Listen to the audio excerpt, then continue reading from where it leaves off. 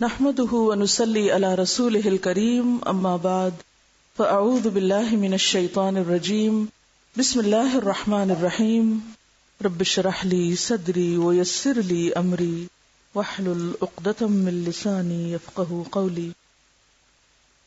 اعوذ بالله من الشيطان الرجيم بسم الله الرحمن الرحيم. اللہ کے نام سے جو بے انتہا مہربان نہایت رحم فرمانے والا ہے.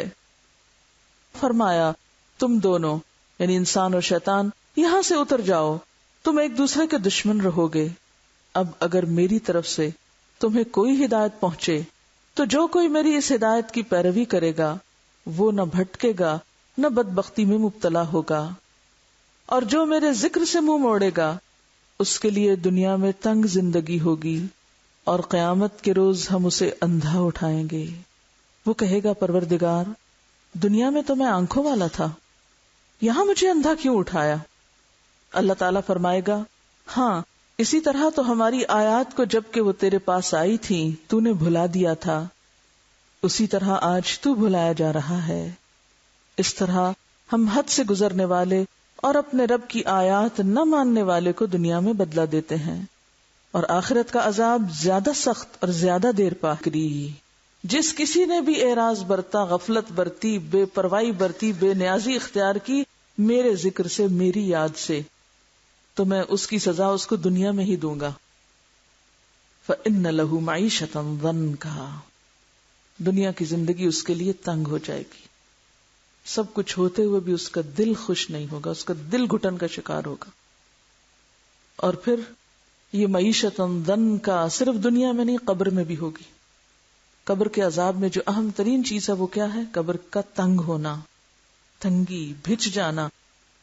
تو ایک زندگی یہ دنیا کی زندگی ہے، دوسری زندگی وہ قبر کی زندگی، اور پھر اگلی زندگی حشر کی زندگی ہے.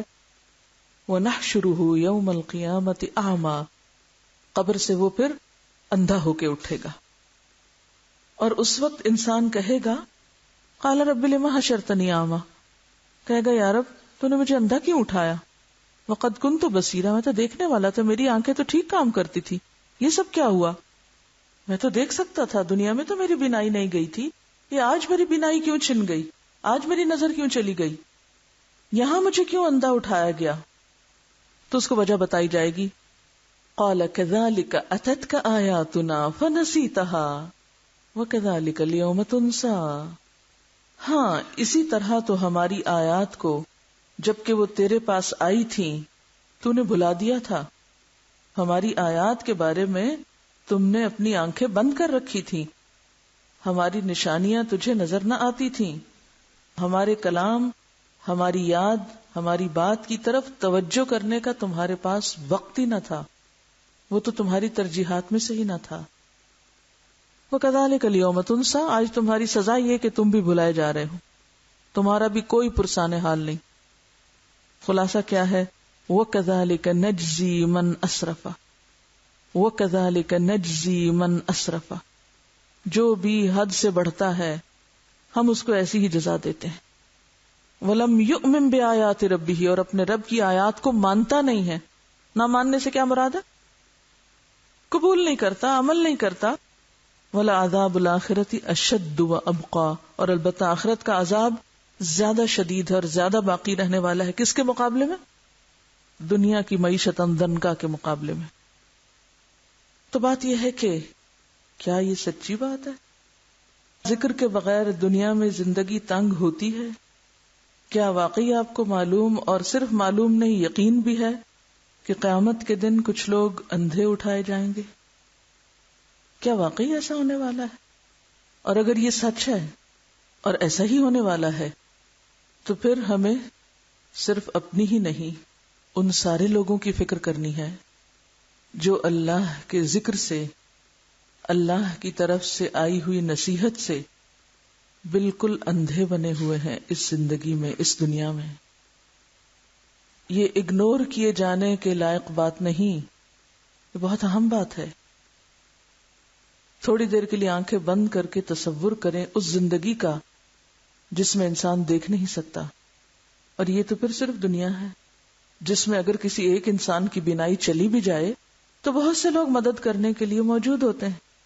اب تو ایسے ادارے بن چکے ہیں، ایسی فاؤنڈیشنز ہیں، ایسے انتظامات ہیں جن سے اس دنیا میں نابینا لوگوں کو بہت سی فیسلٹیز پرووائڈ کی گئی ہیں کہ وہ اپنی زندگی میں انڈیپینڈنٹلی کام کر سکیں، اپنا چلنا پھرنا، حتیٰ کہ پڑھنا لکھنا. لیکن قیامت کے دن کون کس کا مددگار ہوگا، کون کس کے کام آئے گا؟ اور کیا یہ سچ نہیں کہ من کان فی ہذہ اعمی فہو فی الآخرۃ اعمی واضل سبیلا. جو شخص اس دنیا میں اندھا بن کے رہا، اس نے آنکھیں نہ کھولی، اس نے اس ذکر کو نہیں پڑھا، اس نے اللہ کو یاد نہیں کیا، تو قیامت کے دن بھی وہ اندھا ہی اٹھایا جائے گا اور بھی زیادہ راستے کے اعتبار سے بھٹکنے والا ہوگا، اس کو راستہ ہی نہیں ملے گا. کیا واقعی ایسی آیت ہے کہ جس پر انسان غور کیے بغیر گزر جائے اور جس پر عمل کرنے کی کوئی تدبیر نہ سوچے؟ لہذا بے حد ضروری معلوم ہوتا ہے کہ ہم ان آیات کی روشنی میں ذکر کے معنی کو بھی سمجھیں اور پھر ذکر کے بارے میں جو ہمارے دین میں ہمیں تعلیمات دی گئی ہیں اس کی روشنی میں اپنے عمل اور اپنے کردار کا بھی جائزہ لیں کہ کہیں ایسا تو نہیں کہ ہم قرآن پڑھتے ہوئے بھی، ہم ذکر کرتے ہوئے بھی اللہ کو یاد ہی نہ کرتے ہوں. تو آج ہم گفتگو کریں گے ذکر کی حقیقت کے بارے میں کہ ذکر کیا چیز ہے، ذکر کیسے کرنا چاہیے، ذکر کی کتنی قسمیں ہیں، اور پھر سب سے اہم بات، ذکر کا اصل مفہوم کیا ہے، ذکر کی روح کیا ہے، اور اس ذکر کا جو قرآن کی شکل میں ہے حق کیسے ادا کیا جائے، اس کے لیے آنکھوں کو کیسے کھولا جائے کہ قیامت کے دن بھی دیکھنے والوں میں سے اٹھیں. قرآن پاک کی ایک سورت ہے، سورت الاعلی. اس میں اللہ سبحانہ وتعالی فرماتے ہیں قد افلح من تزکا وذکر اسم ربہ فصلی بل تؤثرون الحیاۃ الدنیا والآخرۃ خیر وابقی ان ھذا لفی الصحف الاولی صحف ابراہیم و موسیٰ. کیا معنی ہے اس آیت کا؟ قد افلح، یقیناً فلاح پا گیا، کامیاب ہو گیا. کون؟ من تزکا، جس نے اپنا تزکیہ کر لیا، اپنے دل کا، اپنے خیالات کا، اپنے اخلاق کا، اپنی عادات کا تزکیہ کر لیا، اس میں سے قبیح چیزیں نکال پھینکی. وذکر اسم ربہ، اور اپنے رب کا نام یاد کرتا رہا، یعنی اپنے رب کی یاد اختیار کی، ذکر کیا. فصلی، پھر نماز بھی پڑھی. لیکن کچھ لوگوں کے پاس ان تینوں چیزوں کے لیے وقت نہیں جو کہ ان کو کامیابی کی طرف لے جانے والی ہیں. قد افلح من تزکا، نہ تزکیے کے لیے وقت ہے، وذکر اسم ربہ، نہ ذکر کا وقت ہے، نہ ذکر کی طرف دھیان ہے. فصلی، اور نہ نماز ہی کی طرف توجہ ہے. کیوں؟ اس لیے کہ بل تؤثرون الحیات الدنیا، بلکہ تم دنیا کی زندگی کو ترجیح دیتے ہو. دنیا کی محبت کی وجہ سے تم اپنے ان فرائض کو بھولے ہوئے ہو جن پر تمہاری کامیابی کا انحصار ہے. والآخرۃ خیر وابقی، اور تمہیں یہ بھی بھول گیا کہ آخرت زیادہ اچھی جگہ ہے اور زیادہ باقی رہنے والی ہے. اس دنیا کی نسبت وہ گھر جو ہمیں کل ملنے والا ہے وہ زیادہ اچھا گھر ہے. ان ھذا، یقیناً یہ باتیں لفی الصحف الاولی، پہلے صحیفوں میں بھی موجود ہیں. اس سے کیا پتہ چلتا ہے کہ کامیابی کے یہ اصول ابدی ہیں. ابدی کا کیا معنی ہوتا ہے؟ ہمیشہ سے ہے، ان میں کوئی شک نہیں.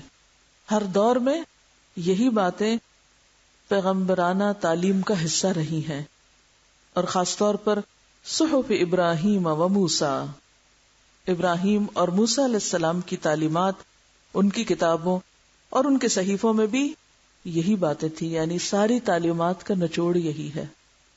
تو گویا دین کی تعلیم یہی ہے. پہلی چیز کہ تزکیہ نفس ہو، تزکیہ قلب ہو، تزکیہ اخلاق ہو. کس لیے یہ ساری صفائی، یہ اہتمام؟ آپ گھروں کی صفائی کیوں کرتے ہیں؟ ڈیکوریشن کیوں کرتے ہیں؟ ہر چیز کو کیوں تیار کرتے ہیں؟ کسی خاص مہمان نے آنا ہوتا ہے. دلوں کا تزکیہ کس لیے؟ کہ یہ دل اللہ کے لیے بنے ہیں. اس میں ہمیں سب سے محبوب ترین چیز کو یہاں مقام دینا ہے. تو یہاں سب سے محبوب ترین ہستی اللہ رب العزت کی ذات، یہ دل تو اس کے لیے. اتنی قیمتی چیز، اتنی قیمتی جگہ، یہ دنیا کی ٹھیکریوں کے لیے تو نہیں ہے، دنیا کی حقیر چیزوں کے لیے تو نہیں ہے کہ ان کو یہاں بسا لیں. اس دل میں تو رب کی یاد ہونی چاہیے. جب تزکیہ ہوتا ہے اور رب دل میں آتا ہے تو پھر ہو نہیں سکتا کہ ہر دم رب کا نام اور رب کی یاد اور رب کا ذکر نہ ہو. کبھی ایک شکل میں، کبھی دوسری شکل میں، کبھی تیسری شکل میں. اس کی شکلیں اور صورتیں مختلف ہو سکتی ہیں. کہیں وہ ذکر نماز کی شکل میں ہوگا، کہیں وہ ذکر دل ہی دل میں ہوگا، کہیں وہ ذکر زبان پر ہوگا، کہیں وہ قرآن کی شکل میں ہوگا. لیکن یہ نہیں ہو سکتا کہ ایسے شخص کی زندگی پھر اپنے رب کی یاد سے خالی ہو جائے. یہ نہیں ہو سکتا. اور جب یہ خصوصیات انسان کے اندر حقیقی معنوں میں آتی ہیں تبھی اس کا دل اس دنیا کی بجائے آخرت کا چاہنے والا ہو جاتا ہے. جب بھی پھر اس کی نمازیں بنتی ہیں. فصلا، اور نماز ہے کیا؟ اقم الصلاۃ لذکری. نماز تو ہے ہی اللہ کی یاد کے لیے، اللہ کے ذکر کے لیے. ایسے لوگوں کو پھر خود بخود نماز میں لطف آنے لگتا، وہ نماز کی طرف دوڑتے ہیں. فسعوا الی ذکر اللہ ففروا الی اللہ. پھر وہ سستی کے مارے تاخیر کر کے نماز نہیں پڑھتے جیسے منافقین پڑھتے ہیں. وَإِذَا قَامُوا إِلَى الصَّلَاةِ قَامُوا كُسَالَىٰ يُرَاءُونَ النَّاسَ وَلَا يَذْكُرُونَ اللَّهَ إِلَّا قَلِيلًا. پھر ان کی زندگیوں میں ایک واضح چینج نظر آتا ہے، واضح تبدیلی نظر آتی ہے کہ وہ ہر چیز سے بڑھ کر پھر نماز کی فکر کرنے والے بن جاتے ہیں. کیونکہ نماز ذکر کی اعلیٰ ترین شکل ہے. اقم الصلاۃ لذکری. نماز قائم کرنے کا تو مقصد ہی اللہ کو یاد کرنا ہے. آپ این دنیا کے کاموں میں ڈوبے ہوئے ہوں، سب چھوڑ کر اللہ کے دربار میں پہنچ جاتے ہیں. یہ کس بات کا اظہار ہے؟ اللہ سے محبت کا اظہار ہے. پھر کچھ یاد نہیں رہتا، پھر کوئی چیز اہم نہیں رہتی، غم ہو یا خوشی ہو. پھر ہر حال میں انسان اپنے رب ہی کی طرف دوڑتا ہے. فسعوا الی ذکر اللہ وذروا البیع. پھر دنیا کی تجارت اور خرید و فروخت چھوڑ دیتا ہے. تو بہرحال یہ وہ بنیادی تعلیمات ہیں جو تمام پیغمبرانہ صحیفوں میں ہیں. اور تمام انبیاء کا مقصد کیا تھا آنے کا؟ کہ وہ انسانوں کو اللہ سے جوڑیں. کیونکہ ان آیات میں بھی کیا بتایا گیا؟ فَإِمَّا يَأْتِيَنَّكُم مِّنِّي هُدًى فَمَنِ اتَّبَعَ هُدَايَ. پہلے آپ دیکھیے جمع کا صیغہ استعمال کیا گیا کہ اگر تم سب کے پاس میری طرف سے ہدایت آئے، کیونکہ پیغمبر تو سب کے لیے ہوتے ہیں نا، اور خاص طور پر نبی صلی اللہ علیہ وسلم تو رحمت للعالمین ہے. یا ایھا الناس انی رسول اللہ الیکم جمیعا وما ارسلناک الا کافۃ للناس. سارے انسانوں کے لیے. لیکن پھر سارے انسانوں میں سے جب عمل کا وقت آتا ہے تو ہر ایک کے لیے دین اپنی اپنی جگہ اہم ہو جاتا ہے. فمن، تو اب یہاں اکیلے اکیلے کی بات ہے، اور اتبع بھی سنگولر ہے. فمن اتبع، تو جس نے پیروی کی. یہ نہیں کہ میرا سارا خاندان پیروی کرتا رہے اور میں نہ کروں تو مجھے کوئی فائدہ نہیں. فمن اتبع، جس نے بھی پیروی کی، ہدایا، میری ہدایت کی، فلا یضل، تو وہ بھٹکے گا نہیں، گمراہ نہیں ہوگا، ولا یشقا، اور نہ مصیبت میں پڑے گا، نہ وہ بدبخت ہوگا. پھر بات آ جاتی انڈیویجولز پر. ایک ایک کو اپنا حساب دینا ہے، تنہا، اکیلے. اور پھر آگے بھی وَمَنْ أَعْرَضَ عَنْ ذِكْرِي، جس کسی نے بھی اعراض برتا، غفلت برتی، بے پرواہی برتی، بے نیازی اختیار کی میرے ذکر سے، میری یاد سے، تو میں اس کی سزا اس کو دنیا میں ہی دوں گا. اس کی سزا کا آغاز دنیا میں ہی کر دوں گا. کیا ہوگا؟ فَإِنَّ لَهُ مَعِيشَةً ضَنْكَ، دنیا کی زندگی اس کے لیے تنگ ہو جائے گی. وہ گھٹن کا، ڈپریشن کا، پریشانیوں کا شکار ہو جائے گا. سب کچھ ہوتے ہوئے بھی اس کا دل خوش نہیں ہوگا، اس کا دل گھٹن کا شکار ہوگا. اور پھر یہ معیشت دن کا صرف دنیا میں نہیں، قبر میں بھی ہوگی. قبر کے عذاب میں جو اہم ترین چیز ہے وہ کیا ہے؟ قبر کا تنگ ہونا، تنگی، بھچ جانا. نبی صلی اللہ علیہ وسلم جب عذاب قبر کے بارے میں سکھا اور سمجھا رہے تھے تو آپ نے اپنے دونوں ہاتھوں کو ایک دوسرے میں ڈال کے بتایا کہ قبر پھر اتنی تنگ ہوگی کہ ایک پسلی دوسرے میں یوں گھس جائے گی. تو ایک زندگی یہ دنیا کی زندگی ہے، دوسری زندگی وہ قبر کی زندگی ہے، اور پھر اگلی زندگی حشر کی زندگی ہے. وَنَحْشُرُهُ يَوْمَ الْقِيَامَةِ أَعْمَى، قبر سے وہ پھر اندھا ہو کے اٹھے گا.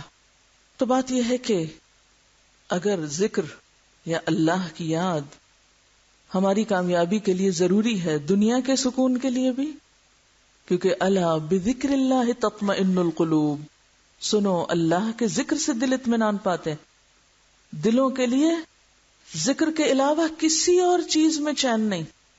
مثلا آپ اپنی زبان کے ذائقے کے لیے مزے مزے کے کھانے کھاتے ہیں، تب زبان کو مزہ آتا ہے.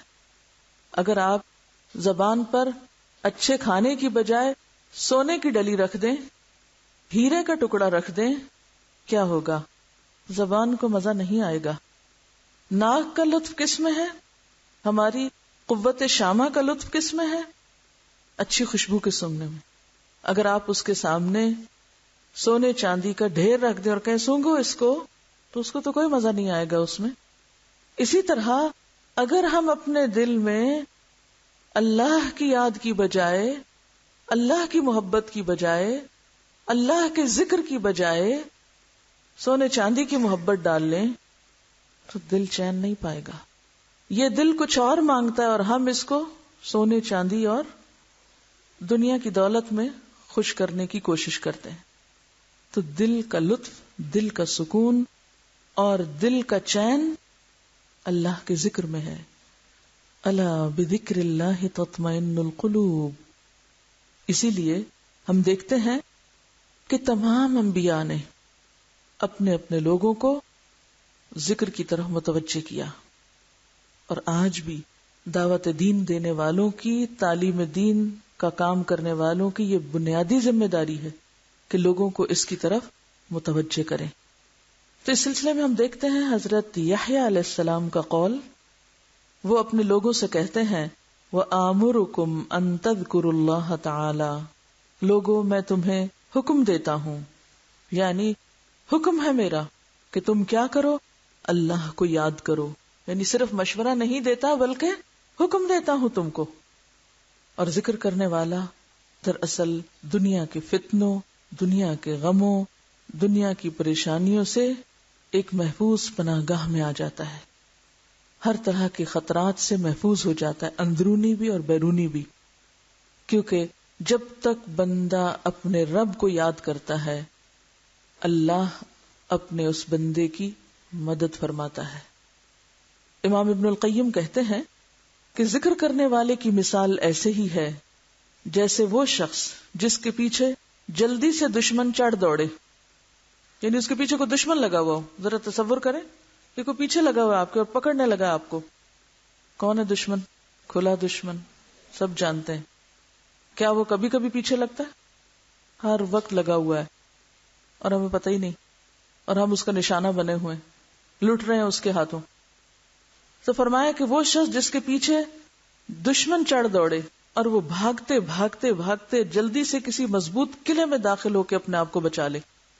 یعنی جیسے کوئی دشمن پیچھے آتا ہے تو انسان کیا کرتا ہے؟ جلدی سے کسی قلعے میں، کسی عمارت میں بند ہوتا ہے. تو عموماً آپ ذرا سوچیں، خدا نخواستہ کوئی گھر میں چور آ جائے تو آپ کیا کرنے کا سوچتے ہیں؟ کبھی کبھی آپ سوچتے ہیں نا، اگر خدا نخواستہ یا چور آ گئے تو میں کیا کروں گی؟ تو آپ کا کیا جواب ہوتا ہے؟ میں جلدی سے غسل خانے میں گھس جاؤں گی اور میں کنڈی لگا لوں گی، یا کمرہ دروازہ بند کر لوں گی، میں اندر نہیں آنے دوں گی. ایسے بیٹھے بیٹھے سوچتے ہیں نا اپنے بچاؤ کے طریقے. تو بالکل اسی طرح ذکر کرنے والا ایسا ہے کہ جو اپنے دشمن سے بچاؤ کے لیے قلعے میں چلا جائے اور اس کا دروازہ بند کر دے اور دشمن باہر ہی ناکام و نامراد لوٹ جائے. یعنی ذکر اس طرح انسان کو شیطان کے شر اور شیطان کی دشمنی اور اس کے وسوسوں سے محفوظ کرتا ہے. اور ذکر ہی ایسی چیز ہے کہ جو دشمن سے بچاؤ کے لیے ایک ہتھیار ہو سکتا ہے. یہی ایک ذریعہ ہے. یہی ایک قلعہ ہے، لہذا کبھی بھی انسان اس سے غافل نہ ہونے پائے۔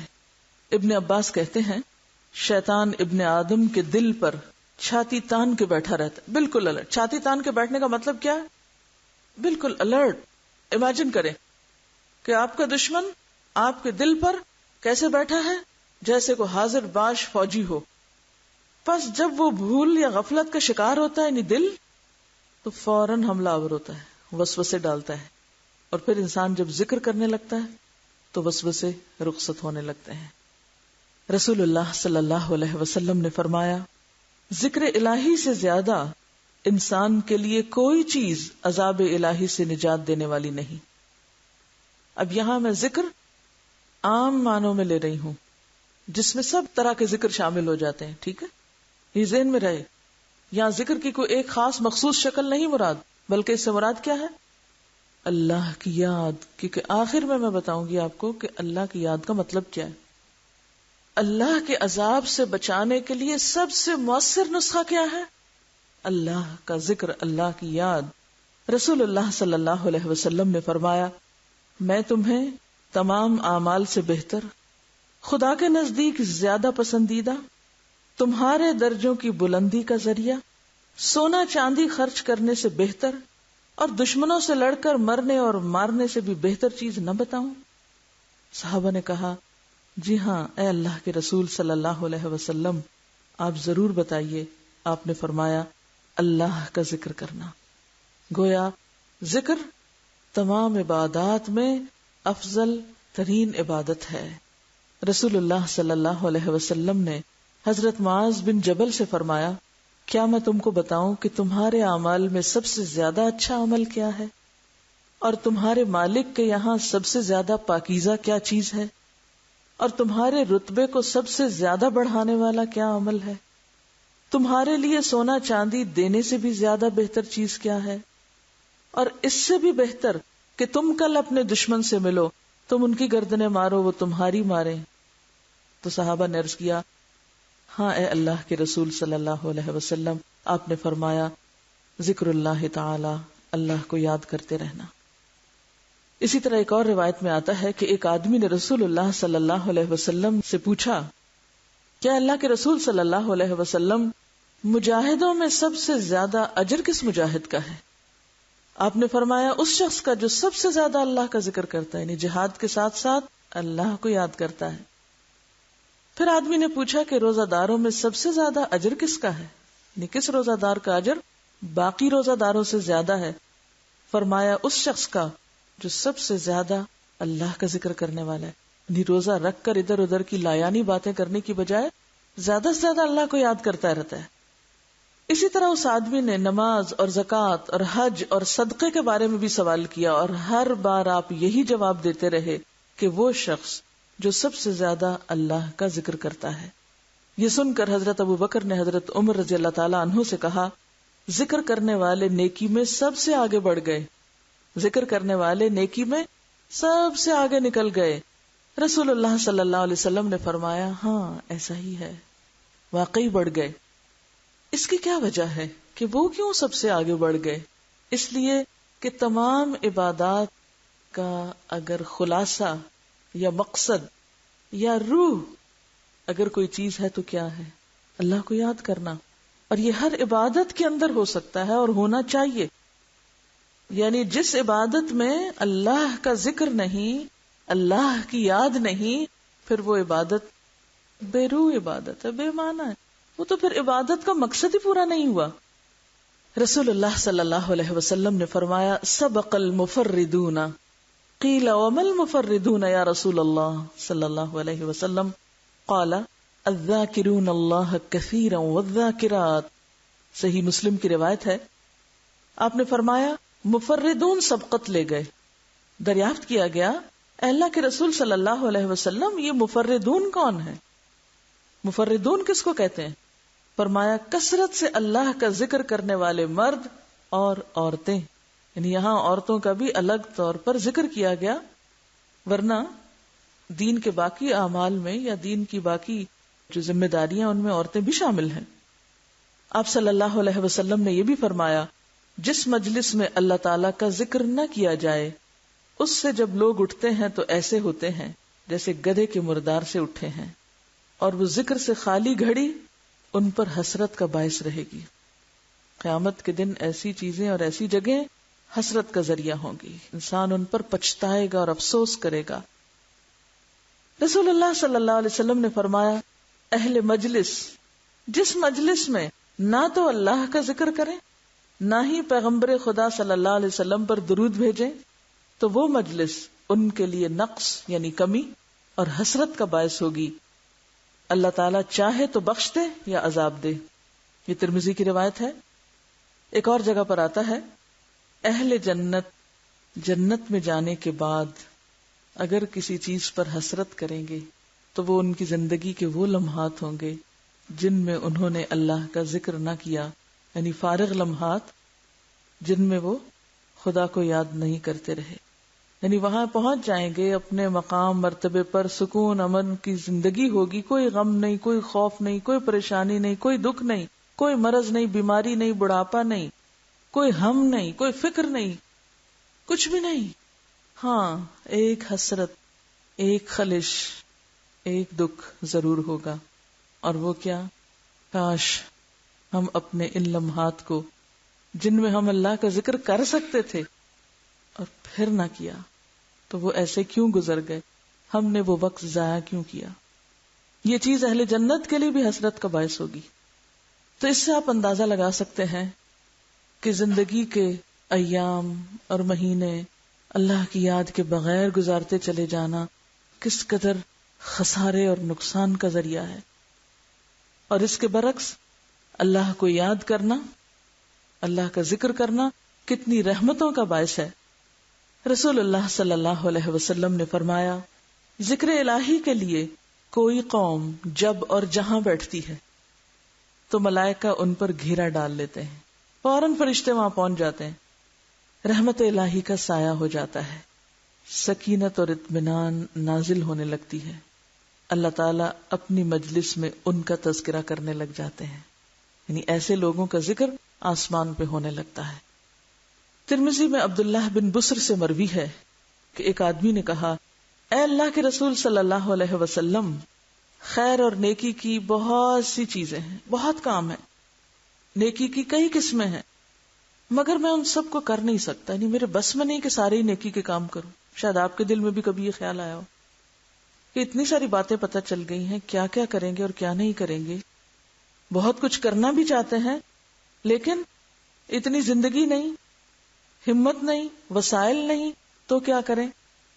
تو اس شخص کو بھی یہی پریشانی لاحق ہوئی، تو عرض کیا، اس لیے آپ مجھے کوئی مختصر سی بات بتا دیں کہ جسے میں کبھی نہ بھولوں، اس کو میں پکڑ کے رکھوں، اس پہ خوب جم جاؤں اور مرتے دم تک اسے قابو میں رکھوں، یعنی پکڑ کے رکھوں، بس اس کو میں کبھی نہ چھوڑوں۔ آپ نے فرمایا، لا یزال لسانک رطبا بذکر اللہ تعالی، تمہاری زبان ہمیشہ اللہ کے ذکر سے تر رہے، بس یہ بات نہ بھولو، ہمیشہ اللہ کو یاد کرتے رہو۔ ایک اور جگہ پر آپ نے فرمایا، مثل الذی یذکر ربہ والذی لا یذکر ربہ مثل الحی والمیت، اللہ کا ذکر کرنے والے اور نہ کرنے والے کی مثال زندہ اور مردہ کسی ہے، یعنی کرنے والا ایسا ہے جیسے زندہ ہو اور نہ کرنے والا جیسے مردہ انسان ہو، جیسا کہ قرآن پاک میں ایک اور جگہ پر آتا ہے، افمن کان میتا فاحییناہ وجعلنا لہ نورا یمشی بہ فی الناس، کیا بھلا وہ شخص جو مردہ تھا پھر ہم نے اس کو زندگی بخشی اور اس کو ایک نور عطا کیا جس کے ساتھ وہ دنیا کے لوگوں کے بیچ میں چلتا پھرتا ہے۔ یہ زندگی کس سے نصیب ہوتی ہے؟ اللہ کی یاد سے، یعنی ایک شخص جو جہالت کی موت مر رہا تھا، اللہ نے اس کو علم دیا، اپنی یاد دی، اور پھر اس علم کے نور کی وجہ سے اس کو ایسی روشنی ملی کہ جس کے ساتھ اب وہ معاشرے میں جی رہا ہے۔ اور جب تک انسان زندہ ہوتا ہے، جب تک انسان کے پاس ہمت طاقت ہے، وہ بہت سی چیزوں کا مقابلہ کر لیتا ہے۔ تو گویا ذکر انسان کو مضبوط اور طاقتور بنا دیتا ہے. ایسی طاقت جو اللہ کی اطاعت کے لیے ضروری ہوتی ہے. آپ صلی اللہ علیہ وسلم سے مروی ہے، حدیث قدسی ہے، اللہ تعالیٰ فرماتے ہیں جب وہ مجھے یاد کرتا ہے تو میں اس کے پاس ہوتا ہوں. جب وہ مجھے یاد کرتا ہے میں اس کے پاس ہوتا ہوں. اگر مجھے دل میں یاد کرے تو میں اسے دل میں یاد کرتا ہوں. مجلس میں یاد کرے تو میں اسے اس سے بہتر مجلس میں اس کو یاد کرتا ہوں. میری طرف بالش بھر آئے میں ہاتھ برابر آتا ہوں. ہاتھ بھر آئے میں 2 ہاتھ برابر آتا ہوں. چل کر آئے میں دوڑ کر آتا ہوں. بخاری کی روایت ہے. آپ صلی اللہ علیہ وسلم نے یہ بھی فرمایا جنت کے باغوں سے گزرو تو وہاں کچھ کھا لیا کرو. صحابہ نے پوچھا جنت کے باغ کون سے ہیں؟ فرمایا ذکر الہی کے حلقے. ایسی مجلسوں کو جس میں اللہ کی باتیں ہوتی ہیں، اللہ کی یاد ہوتی ہے، اسے کس سے تشبیہ دی گئی؟ جنت کے باغ سے. جنت کیا ہے؟ جہاں جا کر انسان سارے غم بھول جائے. اور کیا یہ ایک حقیقت نہیں کہ جب ہم واقعی پورے دل و دماغ کے ساتھ ایسی مجلسوں میں بیٹھتے ہیں سب غم بھول جاتے ہیں، کوئی دکھ نہیں رہتا.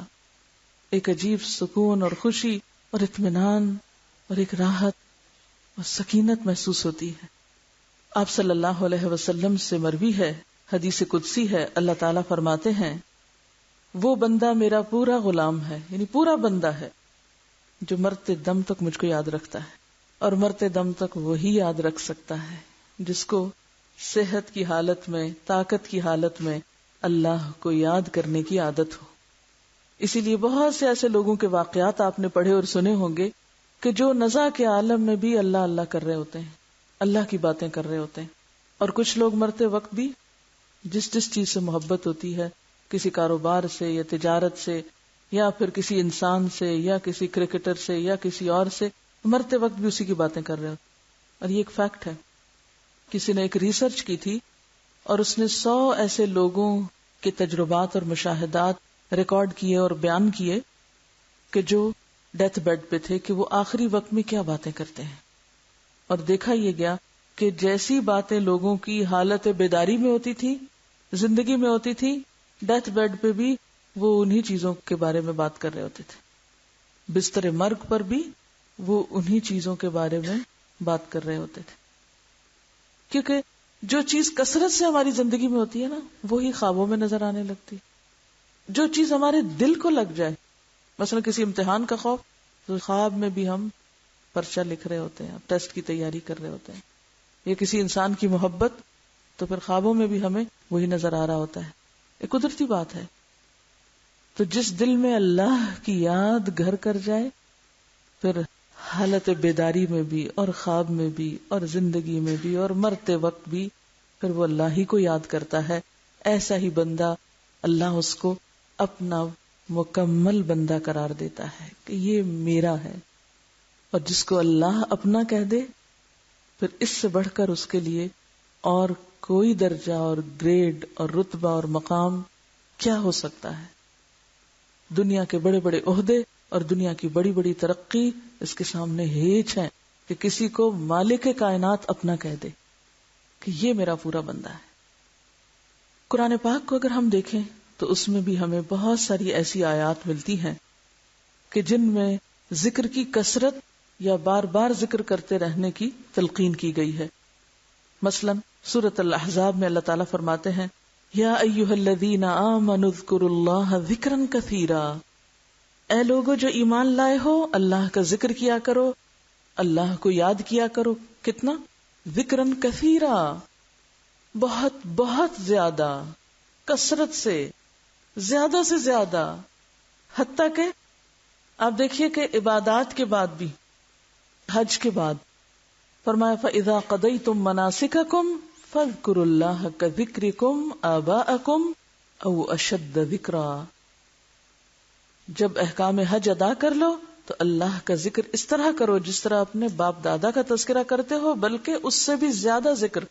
یعنی جس طرح ہم بیٹھ کے اپنے آبا و اجداد کی باتیں کرتے ہیں اور قصے کہانیاں ان کو یاد کرتے ہیں جو فوت ہو گئے، جو چلے گئے، جو جدا ہو گئے، جو دور چلے گئے، جیسے ان کی باتیں کرتے ہیں بیٹھ کے اپنی مجلسوں میں، محفلوں میں، گھروں میں.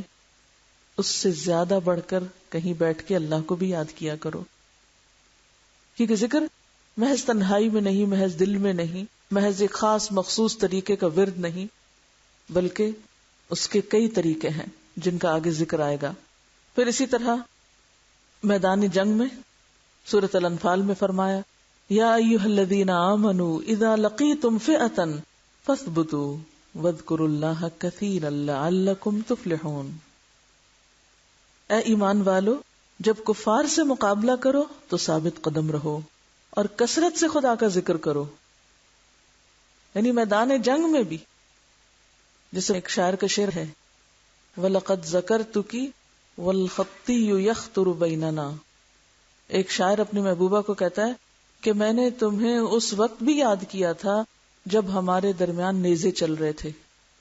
تو یہ مقام تو صرف اللہ کے لیے ہے کہ نیزے چل رہے ہوں، انسان میدان جنگ میں ہو، تنہائی میں ہو یا مجلس میں ہو، تو سب سے بڑھ کر اس کے دل میں اللہ ہی کی یاد ہو. رسول اللہ صلی اللہ علیہ وسلم نے فرمایا انسان پر جو گھڑی ذکر الہی سے خالی گزری وہی قیامت کے دن حسرت کا سبب ہوگی. اور جیسا کہ پہلے میں نے عرض کیا، اہل جنت کو اس گھڑی کے سوا کسی چیز کا افسوس نہ ہوگا جو ذکر الہی سے خالی گزر گئی. اور حقیقت یہ ہے کہ دلوں کو چمکانے والی اور دلوں کو جلا بخشنے والی چیز بھی اللہ کا ذکر ہی ہے. اب دیکھیے کہ نماز کے بعد اور خاص طور پر جمعے کی نماز کے بعد فرمایا فَإِذَا قُضِيَتِ الصَّلَاةُ فَانتَشِرُوا فِي الْأَرْضِ وَابْتَغُوا مِنْ فَضْلِ اللَّهِ وَاذْكُرُوا اللَّهَ كَثِيرًا لَعَلَّكُمْ تُفْلِحُونَ. کہ جب نماز ادا کی جا چکے تو زمین میں پھیل جاؤ. وَابْتَغُوا مِنْ فَضْلِ اللَّهِ، کام کاج کرو، تجارت کرو، کماؤ، لیکن وَاذْكُرُوا اللَّهَ كَثِيرًا. صرف مسجد میں نہیں، صرف جمعے کے وقت نہیں، مسجد سے باہر جا کر، بازار میں جا کر، کاروبار میں جا کر، دنیا میں پڑھ کر بھی کیا کرو؟ وَاذْكُرُوا اللَّهَ كَثِيرًا. کثرت سے اللہ کو یاد کرتے رہو. کیوں؟ لَعَلَّكُمْ تُفْلِحُونَ، تاکہ تم فلاح پاؤ، کامیاب ہو سکو. اور حقیقت یہ ہے کہ انسان کے دل کو زنگ لگ جاتا ہے، انسان کے دل پر میل آنے لگتی ہے، انسان کا دل سخت ہونے لگتا ہے، انسان کا دل بیمار ہونے لگتا ہے، انسان کا دل بجھنے لگتا ہے. یہ ساری دل کی بیماریاں ہیں. ان سب بیماریوں کا علاج اللہ کا ذکر ہے. دل کی غذا بھی اللہ کا ذکر ہے، دل کا علاج بھی اللہ کا ذکر ہے. اور ویسے بھی اگر ہم دیکھیں تو انسان جب تک اللہ کا ذکر کرتا ہے اللہ اس بندے کے ساتھ ہوتا ہے. امام ابن تیمیہ فرماتے ہیں دل کے لیے ذکر ایسا ہے جیسے مچھلی کے لیے پانی. دل کے لیے ذکر ایسا ہے جیسے مچھلی کے لیے پانی. تو بتائیے کہ پانی سے جدا ہونے پر مچھلی پہ کیا گزرتی ہے، کیا گزرتی.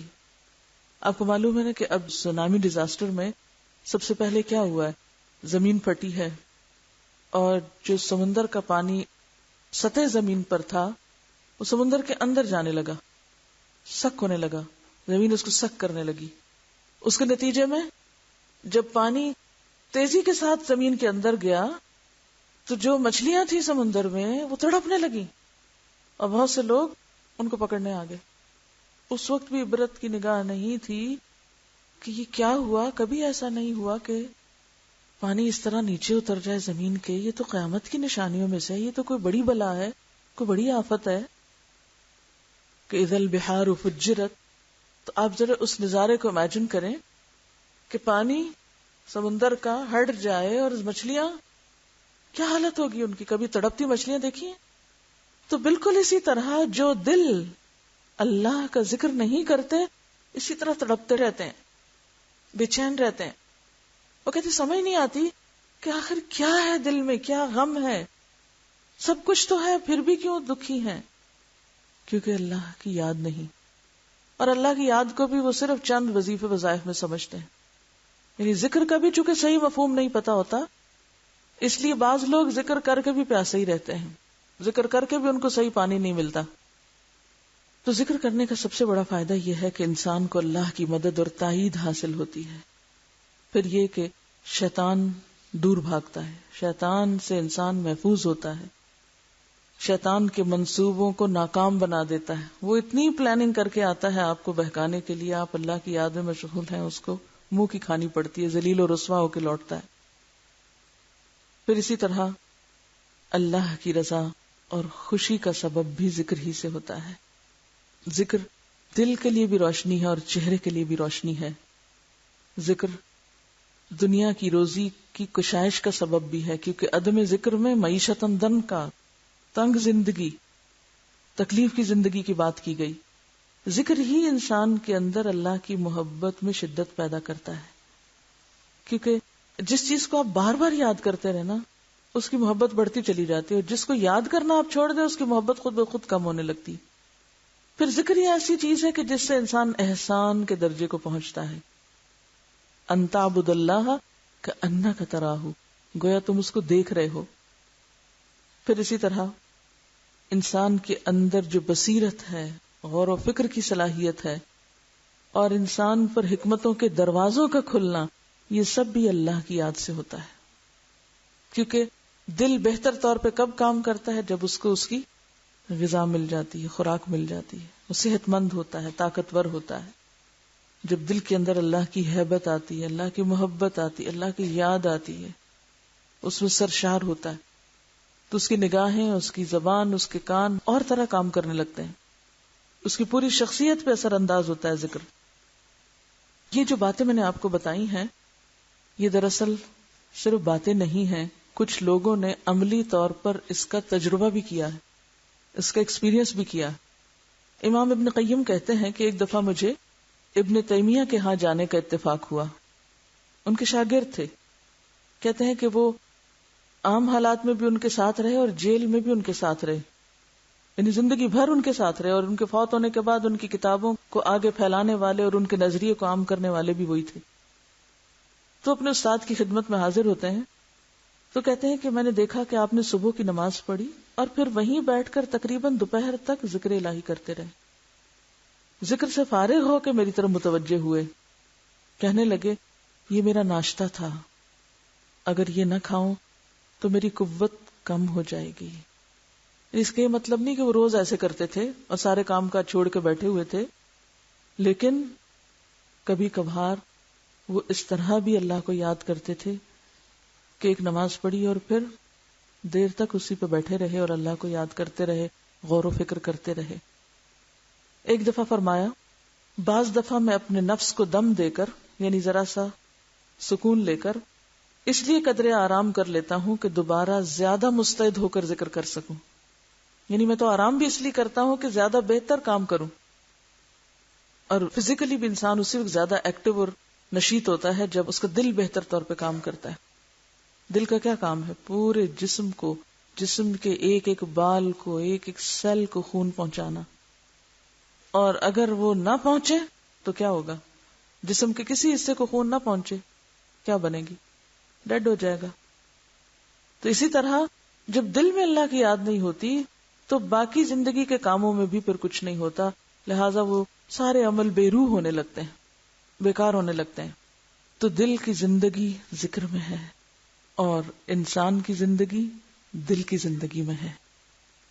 اور جب تک ایک بندہ مومن کا اپنے رب سے رابطہ نہیں ہوتا، اپنے رب کے ساتھ ایک مضبوط تعلق نہیں ہوتا، اس وقت تک وہ اطاعت کا حق بھی ادا نہیں کر سکتا.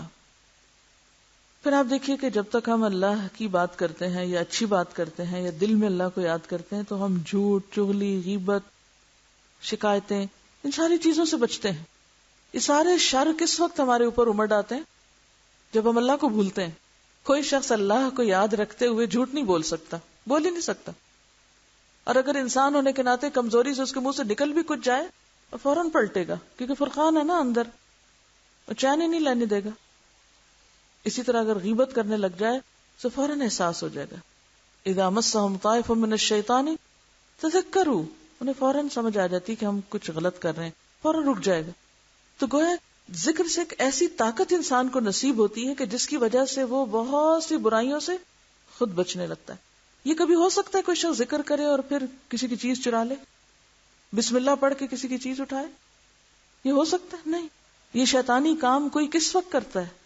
صرف اسی وقت کہ جب وہ شیطان کے پورے تسلط میں ہوتا ہے اور اللہ کو بھولا ہوا ہوتا ہے، وہ دشمن کے پورے نرغے میں ہوتا ہے، پھر وہ غلط کام کی طرف جاتا ہے. تو جو شخص اپنے دشمن کے آگے ہار مان جائے پھر وہ کہاں سے کامیاب ہو سکتا ہے؟ تو یہ جتنی بھی ہماری زندگی میں لغویات، بیہودہ باتیں، بیکار باتیں، فضول باتیں، یہ سب اسی وجہ سے ہوتی ہیں کہ انسان اصل چیز کو بھولا ہوا ہوتا ہے، اپنے رب کی یاد سے غافل ہوتا ہے. جیسے قرآن پاک میں بھی آتا ہے وَمَن يَعْشُ عَن ذِكْرِ الرَّحْمَنِ نُقَيِّضْ لَهُ شَيْطَانًا فَهُوَ لَهُ قَرِينٌ، کہ جو رحمان کے ذکر سے غفلت برتتا ہے. من یعشو، عشاء کا لفظ کس سے؟ جب اندھیرا چھا جائے وہی وقت ہوتا ہے نا. من یعشو عن ذکر الرحمن، رحمان کے ذکر سے اس کا دل خالی ہوتا ہے، اندھیرا ہے دل. نقیض لہ شیطانا، اللہ تعالیٰ خود اس شخص پہ شیطان مسلط کر دیتے ہیں. فہو لہ قرین، پھر وہ اس کا ساتھی بن جاتا ہے، وہ اس کا دوست بن جاتا ہے. فسا قرینا، کتنا بدترین دوست ہے یہ، کتنا بدترین ساتھی ہے یہ. اور سب سے بڑی مصیبت تو یہ ہے کہ جو اللہ کو بھولتا ہے اللہ اس کو بھلا دیتا ہے. جیسا کہ اس آیت میں بھی فرمایا قال كذلك اتتك آیاتنا فنسیتها وكذلك اليوم تنسى، کہ ہماری آیات تیرے پاس آئی تھیں تو نے انہیں بھلا دیا، اسی طرح آج تجھے بھی بھلایا جاتا ہے. سورۃ الحشر میں اللہ تعالیٰ فرماتے ہیں وَلَا تَكُونُوا كَالَّذِينَ نَسُوا اللَّهَ فَأَنسَاهُمْ أَنفُسَهُمْ أُولَئِكَ هُمُ الْفَاسِقُونَ. ان لوگوں کی طرح مت ہو جاؤ جنہوں نے اللہ کو بھلا دیا تو اللہ نے خود ان سے ان کے نفس بھلوا دیے، یہی لوگ فاسق اور بدکار ہیں. یعنی ذکر نہ کرنے سے نہ صرف یہ کہ انسان اپنے رب کو بھولتا ہے، ذکر نہ کرنا کیا ہے؟ رب کو بھولنا دوسرے لفظوں میں. تو ایسا شخص پھر خود فراموش بھی ہو جاتا ہے. خدا فراموشی دراصل کیا ہے؟ خود فراموشی. تو انسان الٹیمیٹلی اپنے اوپر ظلم کرنے والا ہوتا ہے. اور اگر دیکھا جائے تو ذکر سب سے آسان ترین عبادت ہے. اگر دیکھا جائے تو ذکر آسان ترین عبادت ہے، اس سے کچھ بھی خرچ نہیں کرنا پڑتا آپ کو. اللہ سبحانہ وتعالیٰ فرماتے ہیں وَأَنِ اسْتَغْفِرُوا رَبَّكُمْ ثُمَّ تُوبُوا إِلَيْهِ يُمَتِّعْكُمْ مَتَاعًا حَسَنًا إِلَىٰ أَجَلٍ مُّسَمًّى وَيُؤْتِ كُلَّ ذِي فَضْلٍ فَضْلَهُ. اللہ سے بخشش مانگو، یعنی استغفار کی شکل میں ذکر کرو، پھر اس کی طرف رجوع کرو، تمہیں ایک وقت مقرر تک وہ اچھا فائدہ دے گا، یعنی دنیا میں بھی، اور ہر صاحب فضل کو اس کا فضل عنایت کرے گا. تو بات یہ ہے کہ ذکر سے دنیا میں بھی انسان بہترین فائدے اٹھاتا ہے. بہت سی مصیبتیں، غم، پریشانیاں، دکھ، یہ کیا ہے؟ دراصل اس زندگی کو بھی جہنم بنانے والی، اس زندگی کو بھی کیا بنا دیتی ہیں؟ دوزخ. یہ دنیا بھی ایک قید خانہ بن جاتی ہے. اور اس کے برعکس اللہ کا ذکر اور اللہ کی یاد، اس سے انسان دنیا میں بھی جنت کے مزے لینے لگتا ہے. اس کے بارے میں ابن تیمیہ فرمایا کرتے تھے دنیا میں جنت ہے، دنیا میں جنت ہے. جو شخص دنیاوی جنت میں داخل نہ ہوا وہ آخرت کی جنت میں بھی داخل نہ ہوگا. جب امام ابن تیمیہ کی بہت مخالفت شروع ہوئی، بہت ان کی دشمنی شروع ہوئی، تو کہنے لگے ابن قیم کو، اپنے شاگرد کو، دشمن میرا کیا بگاڑ لیں گے، مجھے کیا نقصان دیں گے، میری جنت تو میرے سینے میں ہے، جہاں جاؤں وہ میرے ساتھ ہوتی ہے، کبھی مجھ سے الگ نہیں ہوئی. قید و حبس میری خلوت ہے، یعنی اگر مجھے قید بھی کر دیں گے، جیل میں ڈال دیں گے، تو وہ تو مجھے تنہائی مل جائے گی، میں اپنے رب کو اور زیادہ اچھے سے یاد کر سکوں گا، جو میں لوگوں کے بیچ میں نہیں کر سکتا. قتل میرے لیے شہادت ہے، زیادہ سے زیادہ مجھے مار ڈالیں گے، شہید ہو جاؤں گا. جلاوطنی، ملک سے نکال دیں گے، وہ میرے لیے سیر و سیاحت ہے. تو میری جنت تو میرے ساتھ ہے، میرے دشمن میرا کیا نقصان کر لیں گے. یعنی جب انسان کو اللہ کی محبت حاصل ہو جاتی ہے تو پھر انسان کے سامنے کوئی تکلیف، دکھ، پریشانی رہتی نہیں ہے، کیونکہ اس کے ساتھ اس کا خدا ہوتا ہے، اس کا رب ہوتا ہے، اس کے اندر ایک سکون ہوتا ہے. جب قلعے میں قید کر دیے گئے، یعنی بالآخر وہ مخالفت اور دشمنی اور شکایتیں ان کے خلاف اتنی بڑی کہ حاکم وقت کو اسی میں عافیت نظر آئی کہ ان کو جیل میں ڈال دیا جائے. تو قلعے کے اندر فرماتے ہیں اس نعمت کے شکرانے میں، کس کو نعمت کہہ رہے ہیں؟ قید کو.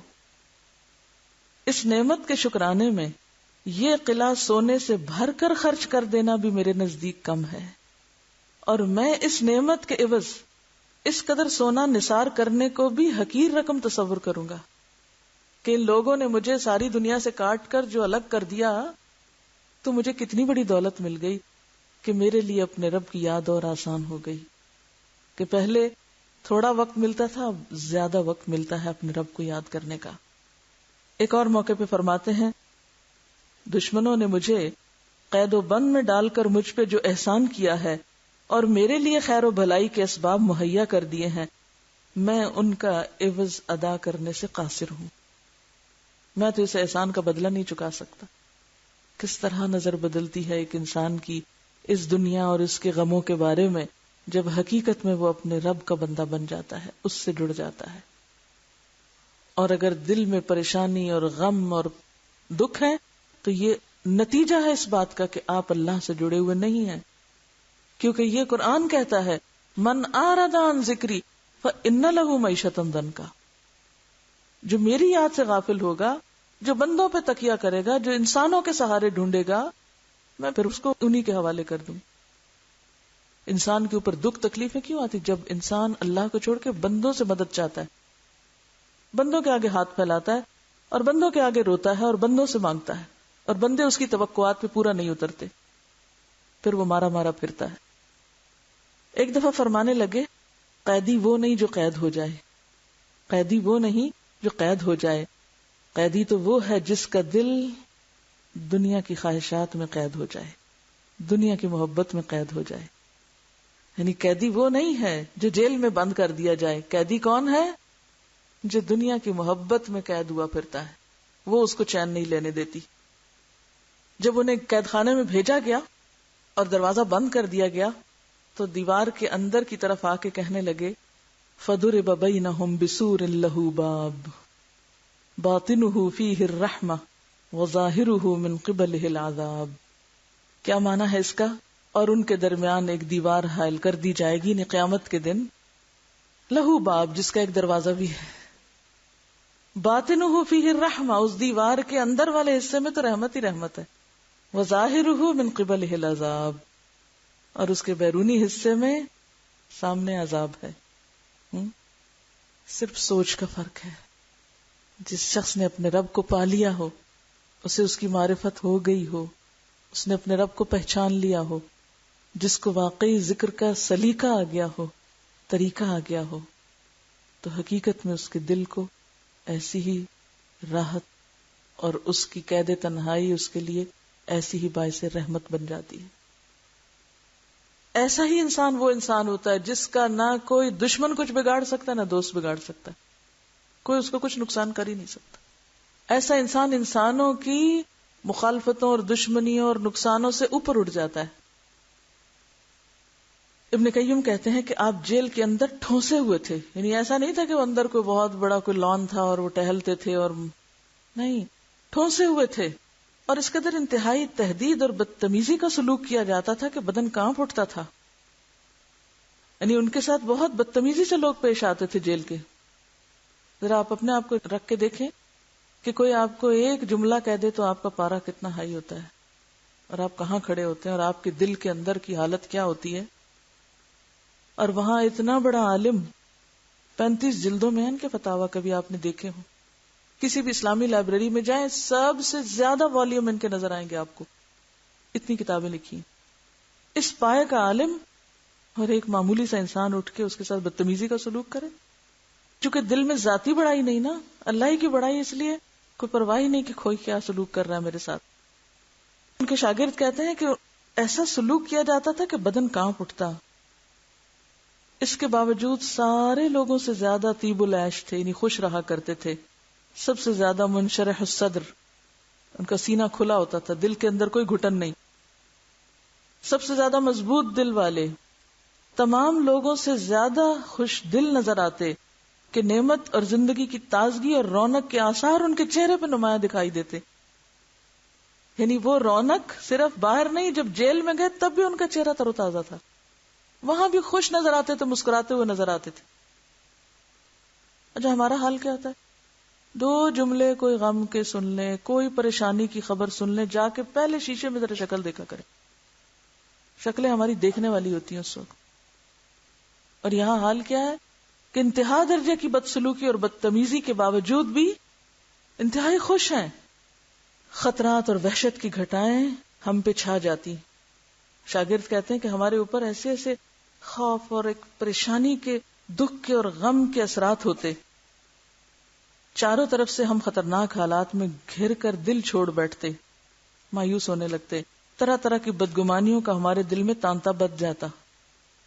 اور جب ہم گھبرا کے ان کے پاس آتے، آپ کو دیکھتے، آپ کی باتیں سنتے، ہماری ساری وحشتیں دور ہو جاتی. اور ہونا تو یہ چاہیے نا کہ سب کی پریشانیاں سن کے وہ بھی پریشان ہو کے بیٹھ جائیں، لیکن نہیں، پریشان حال لوگ آتے اور ان سب کی پریشانیاں دور ہو جاتی جب وہ ان کی بات سنتے، سب کے خوف دور ہو جاتے. وہ کہتے ہیں کہ ہماری بدگمانیاں رفع ہو جاتی، ہماری کایا پلٹ جاتی، دل کی تنگی کشادگی میں بدل جاتی، کمزوری طاقت میں بدل جاتی، گمان یقین میں بدل جاتے، گھبراہٹ اطمینان میں بدل جاتی. یعنی جب ہم ان کی مجلس سے اٹھتے تھے تو ہماری یہ کیفیت ہوتی تھی. ہمیں یاد ہی نہ رہتا کہ ہم کسی پریشانی میں آئے تھے. اور یہ کس کے پاس سے ہوتا ہے؟ جس نے خود ان ساری چیزوں کا ایکسپیرینس کیا ہو. کیونکہ آپ جس مجلس میں بیٹھتے ہیں، جس شخص کے پاس بیٹھتے ہیں، آپ ویسے ہی محسوس کرنے لگتے ہیں. جس کا اپنا دل نہ کھلا وہ دوسروں کا دل نہیں کھول سکتا. جس کے اپنے اندر خوشی نہ وہ خوشیاں بانٹ ہی نہیں سکتا.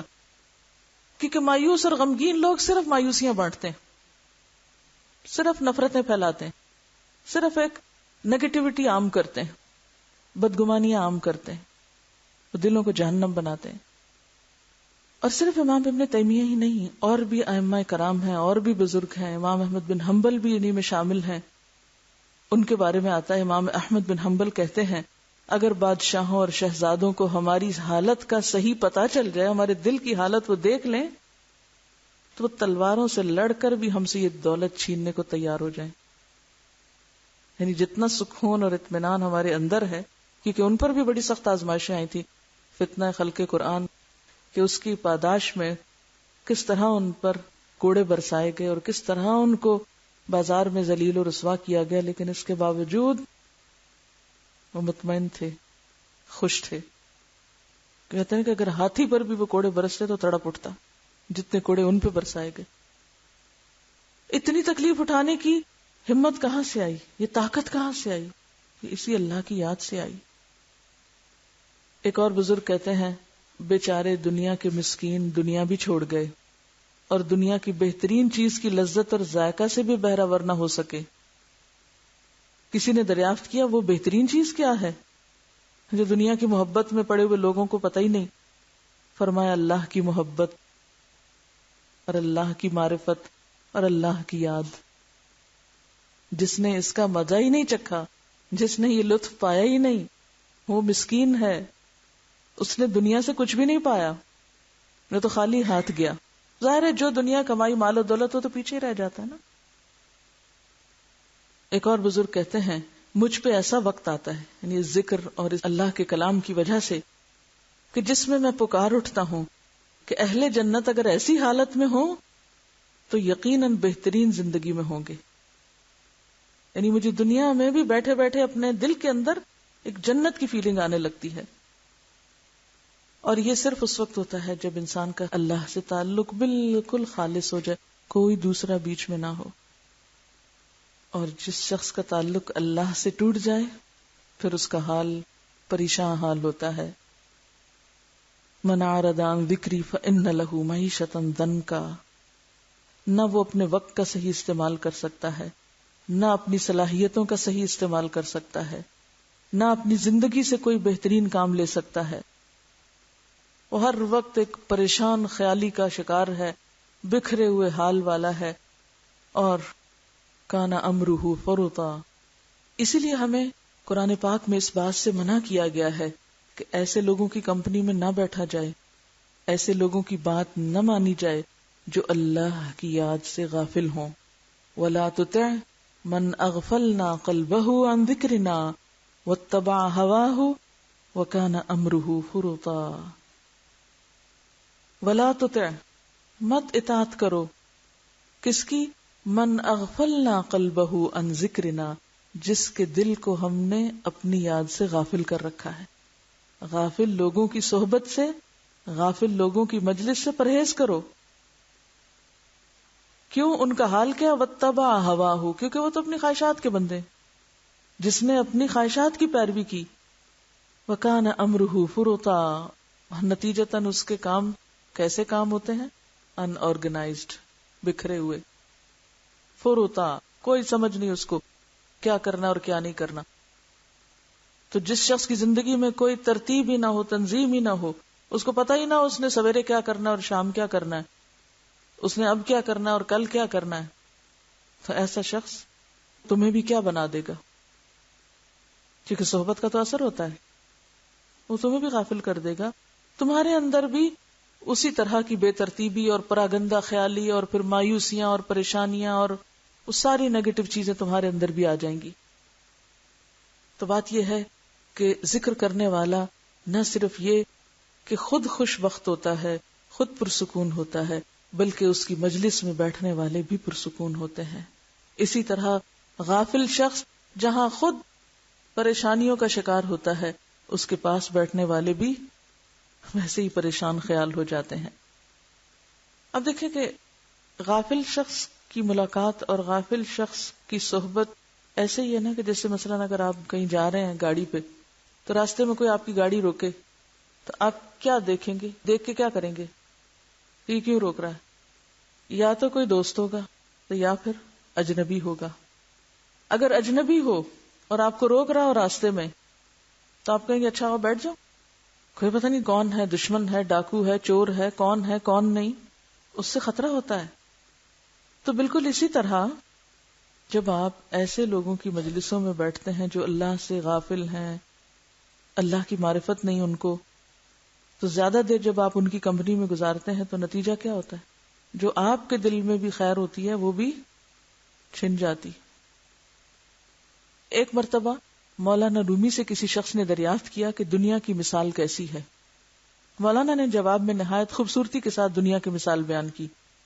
مولانا نے فرمایا، دنیا کی مثال ایک جنگل کی سی ہے جس میں انسان چلا جا رہا ہے کہ اچانک ایک شیر نمودار ہوتا ہے اور مسلسل اس کا تعاقب کرنے لگتا ہے، یعنی شیر پیچھے آنے لگتا ہے اس کے. انسان اس کے خوف سے بھاگتا چلا جاتا ہے کہ اچانک سامنے گڑھا آ جاتا ہے جس میں اژدہا ڈسنے کے لیے تیار بیٹھا ہے. وہ شیر اور اژدہے کے خوف سے، اژدہا کس کو کہتے ہیں؟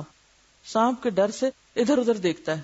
اسے ایک درخت کی ٹہنی نظر آتی ہے جس پہ وہ چڑھ جاتا ہے، لیکن جب نیچے نظر ڈالتا ہے تو دو چوہے، ایک کالا اور ایک سفید، مسلسل درخت کی جڑیں کاٹتے دکھائی دیتے ہیں. ان تمام خطروں سے فکر مند جب اوپر کو جاتا ہے تو شہد کا ایک چھتا دکھائی دیتا ہے. یعنی ابھی یہ فکریں ختم نہیں، ایک طرف شیر ہے، ایک طرف سانپ بیٹھا ہوا اور چوہے درخت کاٹ رہے ہیں، تو کہتا ہے اچھا میں ذرا اور اوپر چڑھ جاؤں، تو آگے کیا ہے؟ مکھیوں کا چھتا. وہ انسان ان تمام مصیبتوں سے بے خبر ہو کر اس شہد کے چھتے سے لطف اندوز ہونے لگتا ہے. ایسے میں اچانک درخت کی جڑیں کٹ جاتی ہیں اور انسان نیچے گر جاتا ہے، جہاں شیر اسے چیر پھاڑ کر گڑھے میں ڈال دیتا ہے اور اژدہا اس پہ مسلط ہو جاتا ہے. اس مثال میں جنگل دنیا ہے جس میں انسان چلا جا رہا ہے. موت شیر کی طرح ہے جو انسان کے پیچھے پیچھے ہر وقت. وہ گڑھا قبر ہے جس میں اژدہا عذاب قبر ہے. درخت کی ٹہنی اس کی عمر ہے جس کی جڑیں دن اور رات مسلسل کٹ رہی ہیں. ہر روز ایک دن ختم ہوتا چلا جا رہا ہے نا، جڑیں کٹ رہی ہیں. اور شہد کا چھتا دنیا کی وہ عارضی لذت ہے جس میں انسان ایسا مست ہے کہ چاروں طرف سے خطرات میں گھرا ہوا ہے، اس کے باوجود اسے آخرت کا ہوش نہیں. کیونکہ آخرت کا ہوش نہیں، اس لیے پھر ارادے بھی متزلزل ہے، ایفرٹ بھی نہیں. جس کو موت یاد ہو وہ تو بھاگے گا، وہ سو سکتا ہے، وہ رک سکتا ہے، وہ سستی کر سکتا ہے. جس کو آگے گڑھا نظر آتا ہو وہ اسے بچاؤ کا سوچے گا. تو بچنا کہاں ہے؟ کس نے بچنا ہے؟ بچاؤ ایک ہی ہے، وَأَعُوذُ بِكَ مِنْكَ، پناہ ایک ہی ذات میں ہے. اور اسی کو ہم نے اپنے سامنے نہیں رکھا ہوا، اسی کو بھولے ہوئے ہیں. اور ذکر کیا ہے؟ اسی کی یاد، کہ اس کو بھول کر کوئی کامیابی نہیں پا سکتا. ساری ارادے کی کمزوریاں ہیں اس لیے کہ ہمیں اپنی حقیقت بھولی ہوئی ہے، دنیا کی زندگی کے دھوکے میں مبتلا ہیں. اگر پتا ہو کہ ان سارے خطروں سے نکل کر پناہ کی جگہ ایک ہی ہے تو ہماری ساری کوششیں کس کی طرف لگ جائیں گی؟ اسی طرف دوڑ میں لگ جائیں گی. یعنی شیر سے ڈرنے والے کے ارادے میں کمزوری آئے گی جب تک کہ اس کو وہ کسی درخت میں نہ چڑھ بیٹھے. اگر آپ کو پتا ہو پیچھے کچھ لگا ہوا ہے، آپ چین سے نہیں بیٹھ سکتے. آپ کی رفتار میں کمزوری نہیں آ سکتی کہ اگر بیٹھ گئے تو کیا ہوگا. آپ نے دیکھا کہ جو مزدور بیچارے روز کا کما کے روز کا کھاتے ہیں نا، کبھی بیمار بھی ہوں تو نکل آتے ہیں. کیوں؟ دکان بند نہیں کرتے یا مزدوری نہیں چھوڑتے. کیوں؟ پتا ہے کہ اگر نہیں کمایا تو بھوکے مریں گے، پیٹ کہاں سے بھریں گے. تو وہ بھوک کی جو تڑپ ہے اور ضرورت ہے، ضرورت کا احساس ہے نا، وہ ضرورت جو ہے وہ انہیں بیماری کے باوجود کھڑا رکھتی ہے. یہ گزارا جو نہیں. ہمیں آخرت میں جنت کی، اللہ کی رضا کی ضرورت ہی نہیں محسوس ہوتی، لہذا ہم ہر تھوڑی دیر بعد بیٹھ جاتے ہیں، آرام کرنے لگتے ہیں. اب آپ دیکھیے ذکر کی کون کون سی قسمیں ہیں، ذکر میں کیا کیا چیزیں شامل ہیں، اور ان میں سے بہترین ذکر کیا ہے. سب سے پہلی بات تو یہ کہ ذکر کی 5 قسمیں ہیں. ذکر کی 5 قسمیں ہیں. نمبر 1، دل اور زبان دونوں سے ذکر. نہیں، دل میں بھی اللہ کی یاد ہے، زبان پر بھی ہے. نمبر 2، صرف دل سے، یعنی زبان نہیں ہل رہی، بس دل میں اللہ کی یاد اور محبت ہے. نمبر 3، کبھی دل میں کچھ نہیں اور صرف زبان سے. تو ان تینوں میں سے افضل کون سا ہے؟ جس میں دل اور زبان دونوں شامل ہوں. اب آپ دیکھیے کہ جو آپ زبان سے کرتے ہیں، خواہ دل شامل ہے یا نہیں، اس کی پھر آگے 2 قسمیں. ایک تنہائی میں اپنے ہی اندر، اور ایک دوسرے لوگوں کے ساتھ کسی مجلس میں. ایک ہے اکیلے اللہ کو یاد کرنا اور ایک ہے دوسروں کے ساتھ مل کے یاد کرنا. تنہائی میں جو ذکر کرتے ہیں اس میں مثلا سبحان اللہ و بحمدہ سبحان اللہ العظیم کی تسبیح پڑھ لینا، یا سبحان اللہ و بحمدہ عدد خلقہ و رضا نفسہ و زنۃ عرشہ و مداد کلماتہ. یہ کیا ہے؟ اللہ کی تسبیح، حمد و ثنا. بہترین پھر ذکر کیا ہے جو تنہائی میں آپ کریں، جس میں اللہ کی حمد و ثنا ہو. اور پھر لوگوں کے ساتھ جب آپ اللہ کا ذکر کریں تو اس میں کیا ہو؟ اس میں بھی بہترین ذکر کیا ہے کہ آپ اللہ کی پہچان لوگوں کو کرائیں. ٹھیک ہے، اللہ کی معرفت دلانا. مثلا یہ کہ اللہ تعالیٰ نے ہمیں پیدا کیا ہے، یہ ساری نعمتیں اللہ کی ہیں، اللہ ہمیں دیکھتا ہے، ہماری باتیں سنتا ہے، اللہ تعالیٰ ہماری دعائیں سنتا ہے، اللہ تعالیٰ بہت مہربان ہے، رحیم ہے، شفیق ہے. جتنے بھی اسماء حسنی ہیں ان سب کے حوالے سے کوئی بھی پہچان آپ اللہ کی کرا سکتے ہیں بندوں. یہ بہترین ذکر ہے جو بندوں کے ساتھ اللہ کا کیا جا سکتا ہے. یعنی بندوں کے ساتھ جب اللہ کی بات کریں تو اللہ تعالیٰ کے انعامات، احسانات اور اس کی صفات اور اس کے ناموں کا ذکر کریں. وَذَكَرَ اسْمَ رَبِّهِ. پھر آپ دیکھیں کہ کبھی آپ اللہ کی حمد کرتے ہیں، کبھی ثنا کرتے ہیں، کبھی بزرگی بیان کرتے ہیں، یعنی اللہ کا نام بلند کرتے ہیں جب، تو کبھی آپ کیا کرتے ہیں؟ تسبیح کرتے ہیں، تعریف کرتے ہیں، اللہ کی بڑائی بیان کرتے ہیں. یہ تینوں چیزیں سورۃ الفاتحہ میں جمع ہو جاتی ہیں. اللہ تعالیٰ فرماتے ہیں کہ میں نے اس سورت کو اپنے اور بندے کے درمیان تقسیم کر دیا. بندہ جب کہتا ہے الحمدللہ رب العالمین تو اللہ تعالیٰ فرماتے ہیں حمدنی عبدی، میرے بندے نے میری حمد کی. جب کہتا ہے الرحمن الرحیم تو اللہ تعالیٰ فرماتے ہیں اثنا علی عبدی، میرے بندے نے میری ثنا کہی. جب کہتا ہے مالک یوم الدین تو اللہ تعالیٰ فرماتے ہیں میرے بندے نے میری بزرگی بیان کی، یعنی میری ہیبت ہے اس کے دل میں کہ وہ مالک یوم الدین ہے. تو یہ بھی کیا ہے؟ اللہ کا ذکر کرنا. گویا کسی کو سورۃ الفاتحہ کا ترجمہ اور تفسیر اور معنی بتا دینا کیا ہے؟ بہترین ذکر ہے، بہترین ذکر، کیونکہ اس میں قرآن پاک بھی شامل ہے اور قرآن میں بھی ام القرآن ہے. پھر اسی طرح کوئی بھی اللہ کی بات کرنا، اللہ تعالیٰ کے احکامات کے بارے میں بتانا کہ اللہ تعالیٰ کن باتوں سے راضی ہوتا ہے، کن سے ناراض ہوتا ہے، یعنی جس کو عام زبان میں آپ واعظ کہتے ہیں، ٹھیک ہے نا، یا قرآن کا پڑھانا وغیرہ.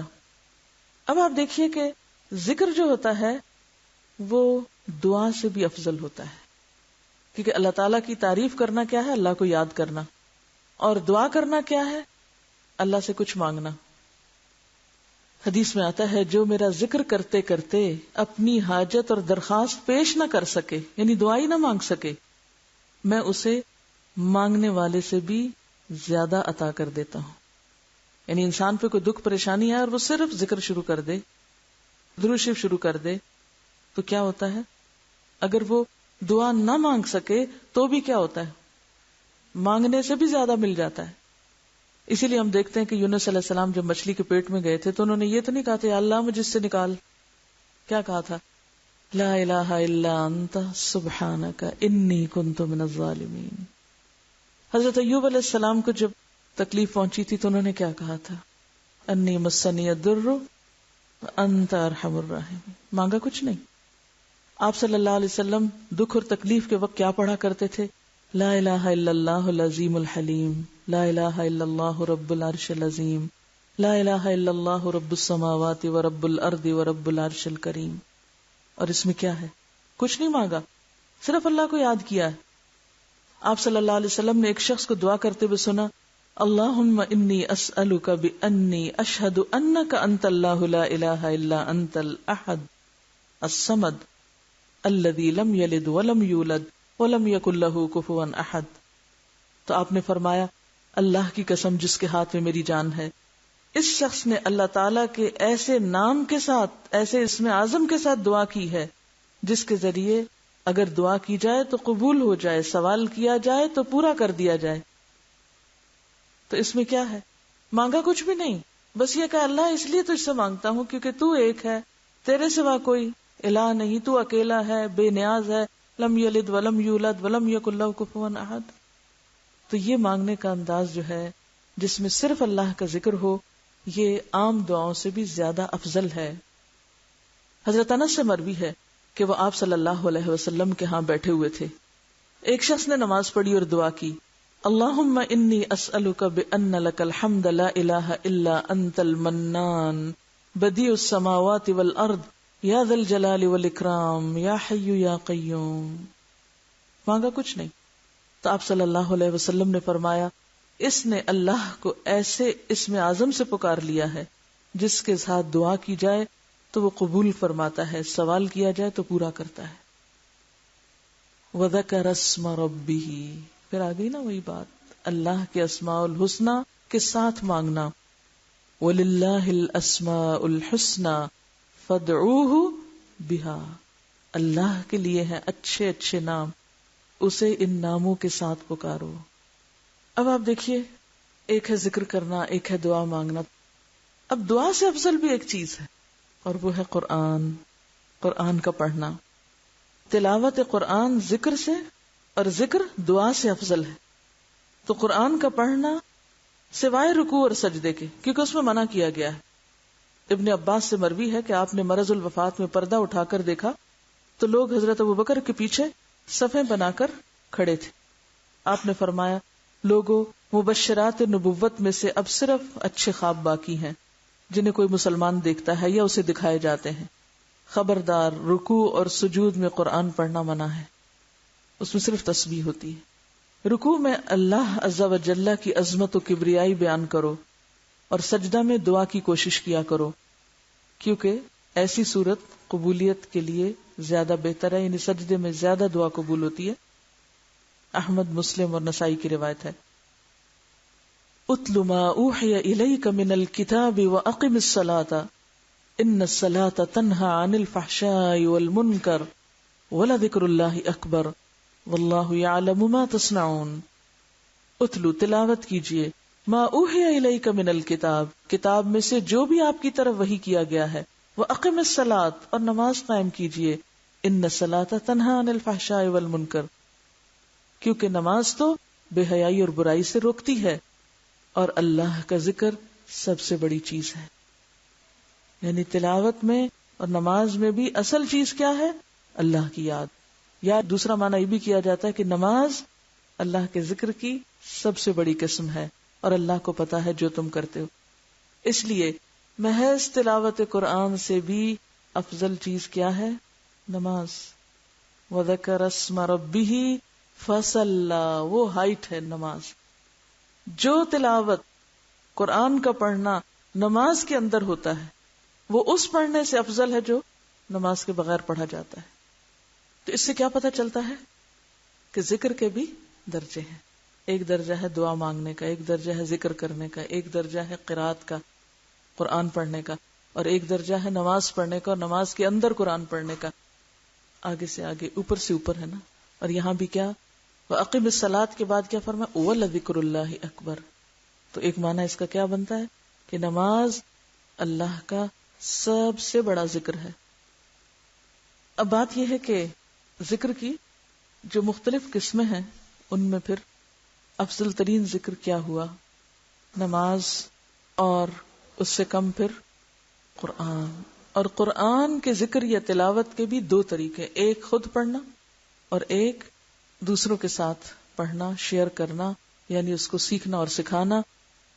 جیسے حدیث میں آتا ہے خیرکم من تعلم القرآن وعلمہ، تم میں سے بہترین ہے وہ شخص جو قرآن سیکھے اور آگے سکھائے. بہترین عمل میں سے ہے. اور اس کے برعکس من اعرض عن ذکری، جس نے اس کتاب کو چھوڑ دیا، کیونکہ یہاں ذکر سے مراد قرآن ہی ہے، فإن له معیشۃ ضنکا. اگرچہ سارا ذکر، یعنی ابھی تک جو میں ذکر کی باتیں کرتی رہی اس سے مراد میری صرف تسبیح نہیں تھی، وہ ان سب چیزوں کو شامل ہے. وَنَحْشُرُهُ يَوْمَ الْقِيَامَةِ أَعْمَى، اگر اس کتاب کو چھوڑ دیا، اس سے آنکھیں بند کر لی، ان آیات کو بھلا دیا، تو پھر نہ دنیا میں چین ہے اور نہ آخرت میں. حدیث میں آتا ہے اللہ اسی کتاب کے ساتھ کچھ قوموں کو عزت بخشتا ہے اور کچھ کو ذلیل کرتا ہے.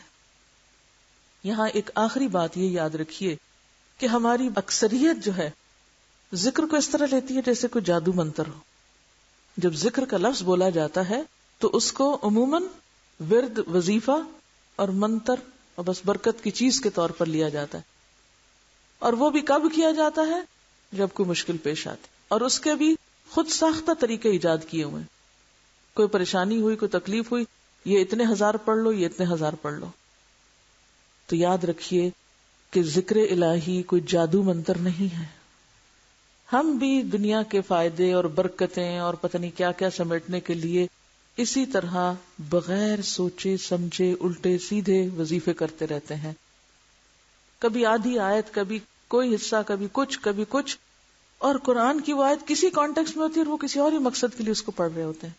تو یاد رکھیے اللہ کے خزانوں تک پہنچنے کے لیے ایسے وظیفے نہیں بتائے گئے کہ جن کا نہ مطلب آتا ہو نہ معنی آتا ہو اور خود ساختہ طریقوں سے ایک منتر کے طور پہ پڑھتے ہوں. ذکر الہی منتر کا نام نہیں ہے. اور ہماری اکثریت اس غلط فہمی کا شکار ہے. وہ کہتے ہیں فلاں مسئلہ ہو گیا، یہ کام نہیں ہوتا، یہ اتنی دفعہ پڑھ لو یہ ہو جائے گا. اس کو انہوں نے وظیفہ بنا رکھا ہے یا اس کو انہوں نے ذکر کا نام دے رکھا ہے. ذکر نام ہے اللہ کی طرف جھکنے کا، اللہ کی پہچان کا، اللہ کی یاد کا. ایسی یاد، ایسی تڑپ، ایسی محبت دل سے اٹھے کہ واقعی آپ کے پورے بدن پہ اس کا اثر ہو جائے.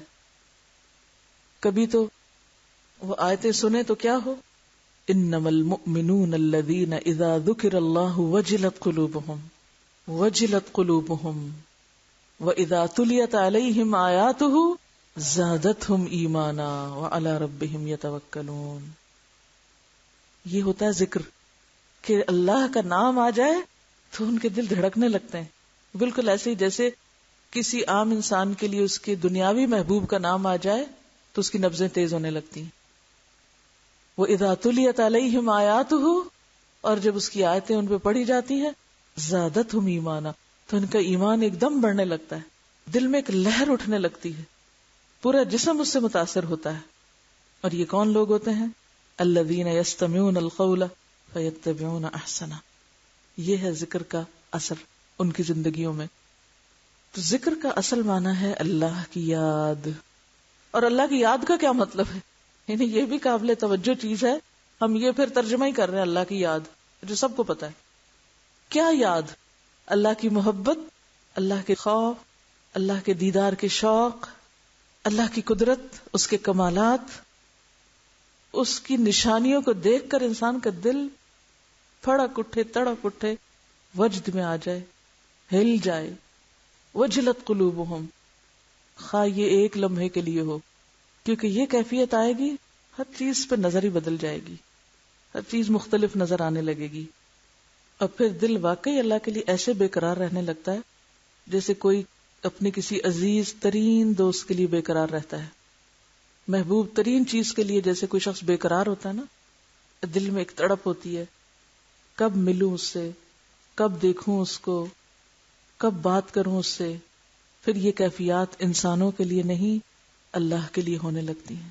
یا اللہ کب ملیں گے تجھ سے، کب بات کریں گے تجھ سے، کب دیکھیں گے تجھ کو. پھر انسان ان ساری چیزوں سے اوپر اٹھنے لگتا ہے. تو یاد رکھیے، ذکر نہ ورد ہے، نہ لفظی تکرار ہے، نہ یہ وظیفوں کا نام ہے. حدیث میں آتا ہے بندہ جب تکبیر کہتا ہے، اللہ اکبر کہتا ہے، تو اس کا نور زمین سے آسمان تک سب چیزوں کو ڈھک لیتا ہے. اتنا خوبصورت کلمہ ہے یہ.